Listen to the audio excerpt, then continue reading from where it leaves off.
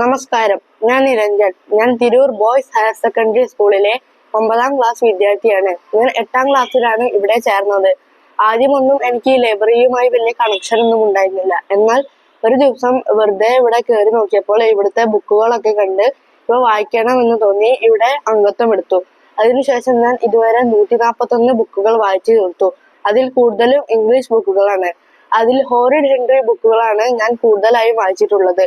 അവ ഇഷ്ടപ്പെടാനുള്ള കാരണം ഇവ വളരെ കോമഡി ബുക്ക് ആയതുകൊണ്ട് അവ എന്നെ അതിൽ പിടിച്ചിരുത്തി. അത് അങ്ങനെ വായിച്ച് ഞാൻ ഈ ലൈബ്രറിയിലെ മുഴുവൻ ഹോറിഡ് ഹെൻറി ബുക്കുകളും ഞാൻ വായിച്ചു തീർത്തു. അതിനുശേഷം ഞാൻ ജെറോനിമോ സ്റ്റിൽട്ടൺ ബുക്കുകളാണ് വായിച്ചത്. അവയും ഹോറിഡ് ഹെൻറി പോലെ തന്നെ തമാശയുള്ള ബുക്ക് ആയതുകൊണ്ട് എനിക്ക് ഇഷ്ടപ്പെട്ടു.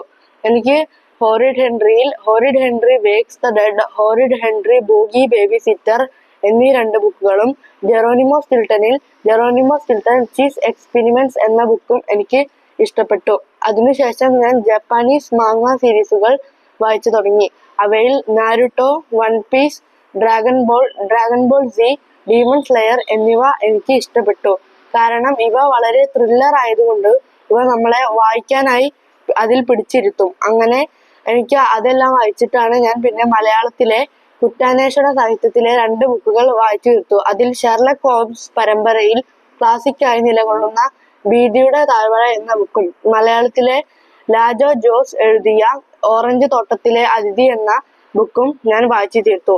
ഇവ ഇഷ്ടപ്പെടാനുള്ള കാരണം ഇവയിലെ എഴുത്തും കഥാസന്ദർഭങ്ങളും എന്നെ അവയിൽ വായിക്കാൻ പിടിച്ചിരുത്തി. അതിനുശേഷം ഇവ കൊണ്ട് എനിക്ക് ഒരുപാട് ഗുണങ്ങൾ ഉണ്ടായി. കൂടുതലും ഇംഗ്ലീഷ് ബുക്കുകൾ വായിച്ചത് കൊണ്ട് എനിക്ക് ഇംഗ്ലീഷ് സംസാരിക്കാനുള്ള ഒരു കോൺഫിഡൻസ് വന്നു.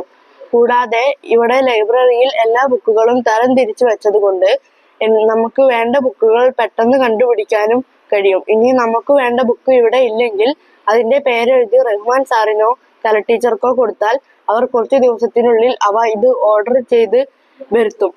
എന്റെ വായനാ ജീവിതത്തിലെ പ്രധാന വഴിത്തിരിവായി മാറിയ ഈ ലൈബ്രറിയോടും റഹ്മാൻ സാറിനോടും കല ടീച്ചർക്കും എന്റെ നന്ദി.